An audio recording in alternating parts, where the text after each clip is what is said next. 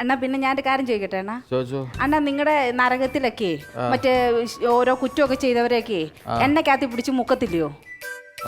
ആ അത് ഉള്ളതാണോ അണ്ണാ?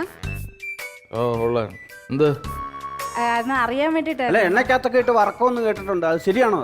അത് അവിടെ വന്നാല് പറഞ്ഞു തരാൻ പറ്റൂല. പോടെ നരകത്തിലെ അത് പറയാൻ പറ്റില്ല. ഇത് പറഞ്ഞ പ്രശ്നവും പിടിയില്ല. എന്ത് പ്രശ്നം? ഞങ്ങൾ പ്ലീസ് ഒന്ന് പറയുന്നേ. കൂടെ അടുക്കുകയും ചെയ്ത് പറയാമായിരുന്നു. പറയല്ലേടാ. ഇല്ല ഇല്ല, സത്യമായിട്ടും പറയില്ല.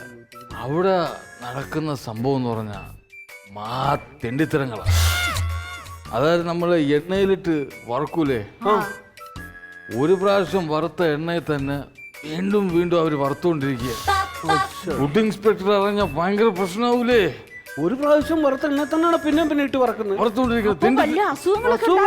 അയ്യോ ചൊറിയും ചുരങ്ങൊക്കെ വരൂലേ. ഞാൻ അവിടെ ഒന്നും ഒരു ഫുഡും കഴിക്കൂല. മഹാവൃത്തിയായിട്ട സ്ഥലമില്ലേ അത്. അതും പറയലേ ഞാൻ പറഞ്ഞു. എന്നാൽ ആൾക്കാരൊന്നും വരൂല. സ്വർഗത്തില് സൂപ്പർ അല്ലേ, നല്ല മണമുള്ള എണ്ണയൊക്കെ തേച്ച് കുളിപ്പിച്ച അവിടെ ഒപ്പം ഇനിയൊക്കെ കടുക്കും അവിടെ വരെ. അമ്മാതിരി സംഭവമല്ലേ ചെയ്തോണ്ടിരിക്കണത്.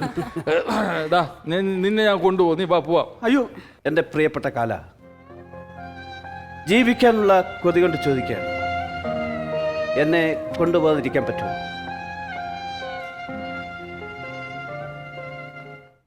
ചിത്രം സിനിമയിലെ ഡയലോഗല്ലേ, മോഹൻലാൽ പറഞ്ഞിട്ട് സോമൻ പോലും അയാളെ വെറുതെ വിട്ടില്ല. പിന്നെ കാല് എന്ത് ഞാൻ ഓർത്തില്ലാവേ. ഓർത്തില്ല. ഇന്ന് ഒരു ലോഡ് ശവം ഞാനിവിടെ നിന്ന് കൊണ്ടുപോകും.